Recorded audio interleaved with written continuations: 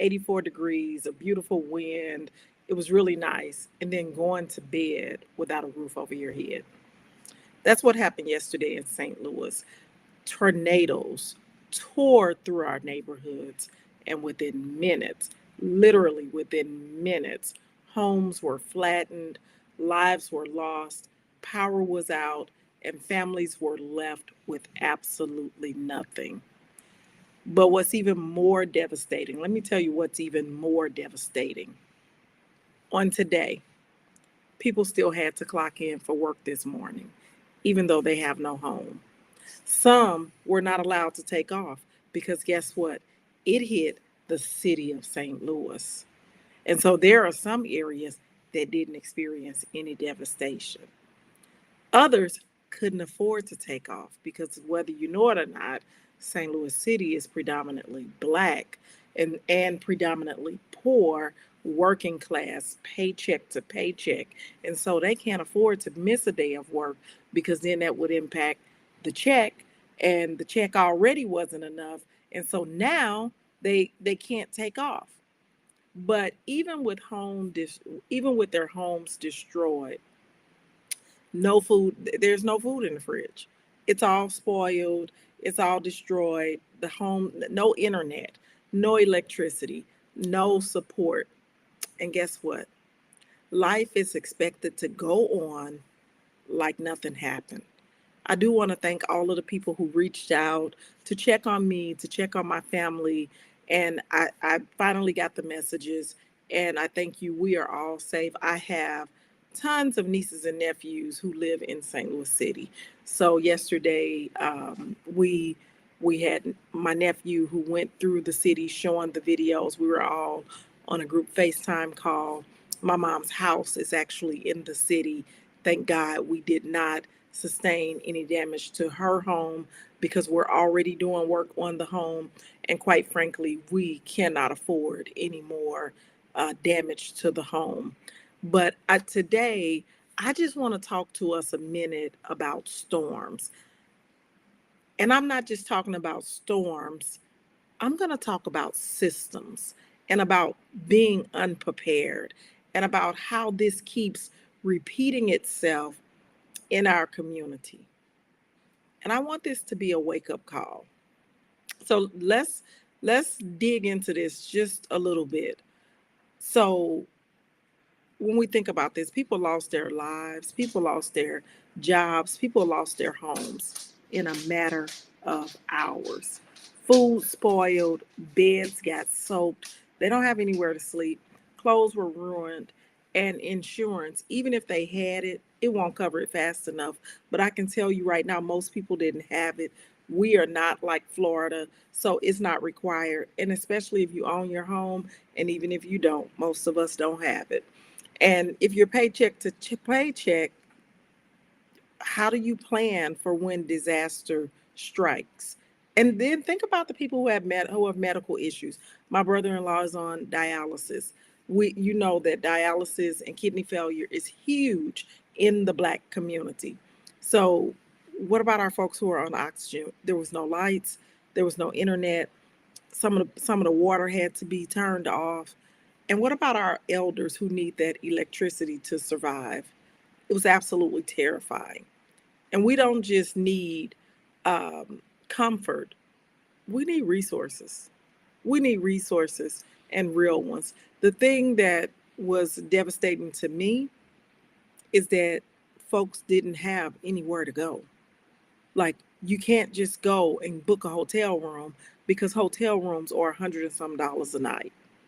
If all of your family members, their things got destroyed, now you're trying to get 10, 12, 14 people in one house. And so we really have to start thinking about, you know, what can we do? And why do we have to wait until the storm? And it seems like the people who are hit the hardest are the same ones who can't afford to miss work. See, the people didn't come into the community and give out hotel vouchers. You don't see Red Cross on every corner. You don't see extra money going into savings accounts. But I tell you what, I live in a different area. I live in an area that's near Clayton, Missouri. and they have armed guards protecting the properties. There are armed police officers out protecting the perimeter because the storm came right over my house and it passed me, and 10 seconds later it was on the ground. I thank God that it did not impact my home and my little street, my little community. But I do mean the winds, the darkness, the rain, the hail. You could tell it was coming to the ground, and not even 10 seconds later, it was on the ground. And it tore some homes up over here. My son was just talking to his friend. Every window in their home was broken out. Guess what?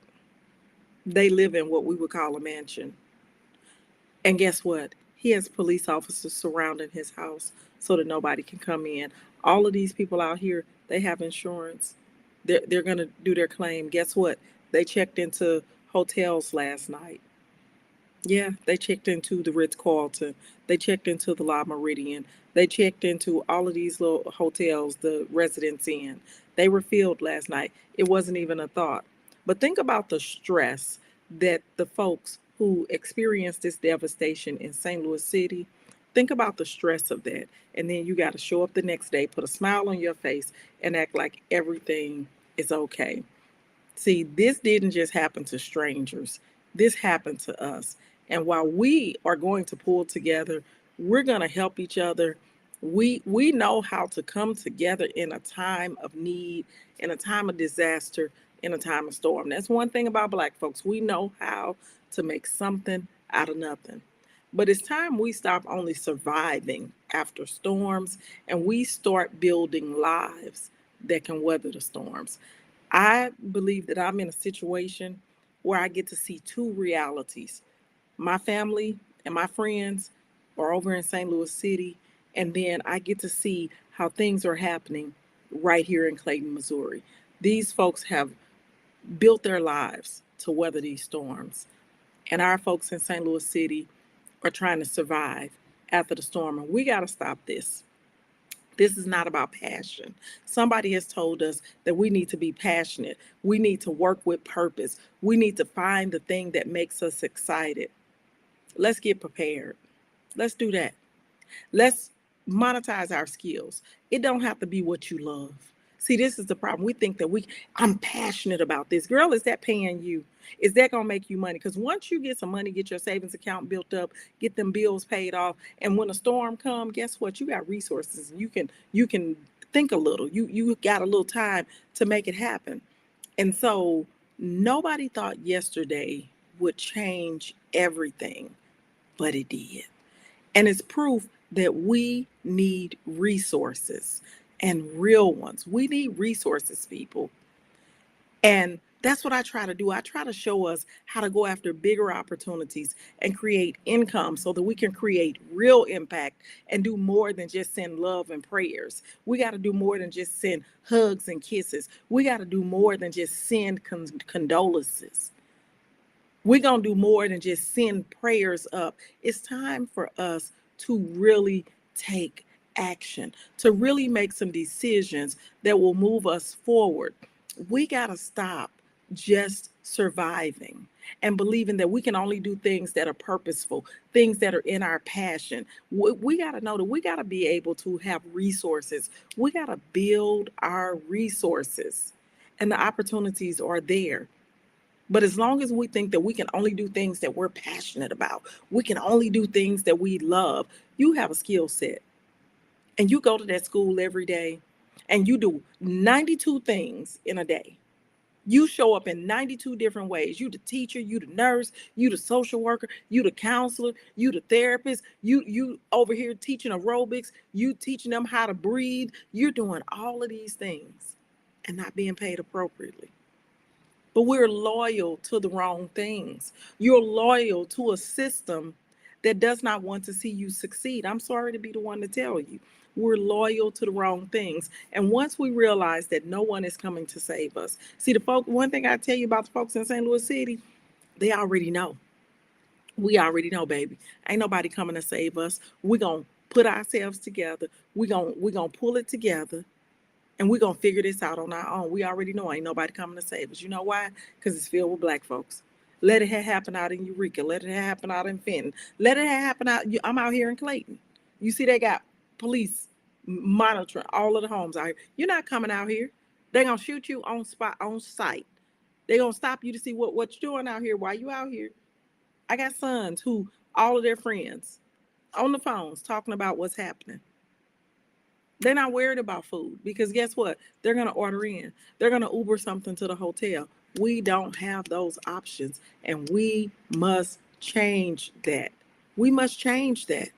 And nobody's going to change it for you. We can't continue to be reactionary.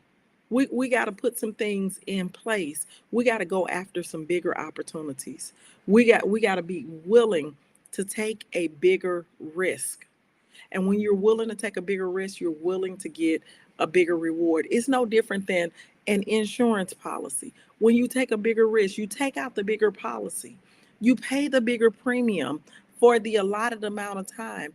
And when that person passes, you get a bigger reward. You get a bigger payout. It's no different. You got to take a bigger risk in order to get a bigger reward.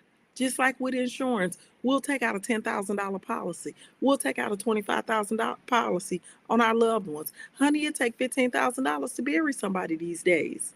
And then by the time you do that, pay for somebody's clothes because somebody gonna need clothes for the funeral and pay for the repast and stuff. That little money that you got is gone. And that's because you only wanted to pay $31 a month. That's maybe all you could pay.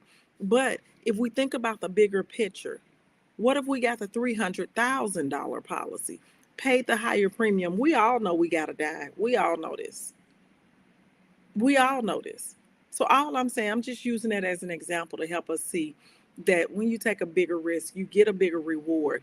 When I say that nobody thought that this would change everything, that things would change so quickly. When I say it was beautiful outside, it was 84 degrees, the sun was shining, it was a smooth breeze, everything was amazing. People were out. I had even been out that morning. And when I came in, I wasn't feeling well, got in the bed to take a little rest. And you could see the change in the sky within an hour. Nobody woke up yesterday and thought, oh, I'm going to die today in a tornado. Nobody thought that. Beautiful brick homes. We're known for our brick homes in St. Louis. We're known for them. That tornado ripped through those bricks. These are older brick homes built in the 40s, built in the 30s. These were real bricks with real concrete. Listen here. When I say that tornado ripped through those bricks, sent trees through houses, no roofs on houses. And guess what? Some people had to go back in and spend the night in those houses that had holes in the side of the wall, no wall. They had to stay in a house with a tree coming through the roof because they had no option. They had no ability to get a hotel. They had nowhere else to go. They had no people who lived somewhere where they could go and seek refuge. We don't think about these things because we just think that each day is going to be just like it was yesterday or the day before. Nobody woke up and thought they were going to die in a tornado. Nobody thought, I don't think that anybody thought, oh, today I might die in a tornado. Nobody thought, oh, I have a home that I've worked hard for. It's going to be flattened today. And guess what? If truth be told, the city is looking forward to that. They've been trying to move the Black folks out of the city so that they can regentrify it. So all of these flattened houses, they're going to clean that stuff up. And those people are going to lose their homes. And that's unfortunate. That's unfortunate. I want us to build up our resources. And I'm talking to this group of people. I am talking to us who are in a position, all of us college educated folks, all of us folks who work these middle class jobs, all of us, yeah. Just think what you could do if you had more resources. What could you do? How could you change your family? How would you be able to help your family in a situation like this? See, because I have a home where my people can come to, but I also have a few coins where if I need to put you in a hotel, I can. Where if you need food, I can send Uber to get you some food. Or if you need to get out here where I'm at, I can send an Uber to pick you up, to bring you out here. But what is so sad, some people couldn't miss work today. They couldn't miss work. Some people's bosses said, no, you got to come in. We need you here. Some people said I can't. I got a niece who said I can't miss work. I got bills to pay, and if I miss work, it's gonna short my check, so I can't miss work. So at work, you got to go to work and try to figure out in your mind, how am I going to deal with the fact that ain't no electricity at the house, all of my stuff going bad. I hope don't nobody break in, and I still got to work and take care of these patients and do what I need to do. Y'all, this is why we're so stressed out. This is why we die early. This is why it's just hard for us. And you're not going to tell me that it's the systems are set up for this, but you gotta know that this system is rigged. It's not for you, it's against you. But you keep trying to play by the rules that have been set up by the very system that's trying to take you out. Y'all, click that button, set up a call with me. Let's talk about how we can monetize your skills and talents. Let's discuss how you can be rolling in 90 days, because this is crazy. And I understand that we are scared. I understand that we are pulled in all different ways. I totally get that, because I am too. But guess what? I also understand that when you have more resources, you have more options, and options is what will take away some of that stress. The reason why a lot of us are so stressed out is because we don't have any options. We don't have any options. My son lives in another area called Maryland Heights, and the tornado came right through there. But you know what the difference was? He knew. He said, if it hit over here, he's in an apartment. He said, I was going to come to y'all house because I saw that it probably went past y'all. A lot of people don't have that. A lot of people don't have that option. They have their home, they don't have that family connection. People, we need resources. Ain't no the Red Cross not over on the corners over in the city. I'm gonna drive through there today. Maybe I'll do a video to show y'all. My nephew already showed the video. Ain't no FEMA coming. FEMA ain't coming. And when they come, they gonna come out here, over here where the police are protecting the homes. They're not coming to St. Louis City. They're not. And then we want with that. Oh, okay. Let me get on off here. But I do thank you all for calling to check on me. Me and my family, we are fine. We have internet again now. We didn't lose electricity, but we did lose internet. And the storm actually went right over our house. And when I say right over, it was coming down. And when it landed, it was like 10 seconds away from us. And so then it tore all of those homes up. So we were truly blessed and spared from this disaster. And I am in one of those older brick homes. So you can't just repair these homes. Like, that would have been devastating. So I thank God that we were spared. My family is safe. I have family all throughout St. Louis City. My mom has a home in St. Louis City that I care for. And so we've just been pulling together, trying to support one another and make sure that everybody has what they need, getting resources out, spreading the word, as well as helping all of our neighbors, because we know all of our neighbors and everything. And it's really sad, that the resources are not there. The resources just are not there. And we already know that nobody's coming to save us. And so we got to be in position to save ourselves. And in order to save yourself, you need resources. Girl, get on in this cohort. Get you some of these good contracts. Is it going to be next day? Nope. But we got a strategy and we got a plan, and we work that plan. And when you work the plan, when I tell you all work works, all work works. So stop sitting around waiting for the right time. The right time is never going to happen. You just got to move forward, believe in God, step out in faith, and watch how doors open up for you. And trust me when I say, when you got resources, you can breathe just a little bit easier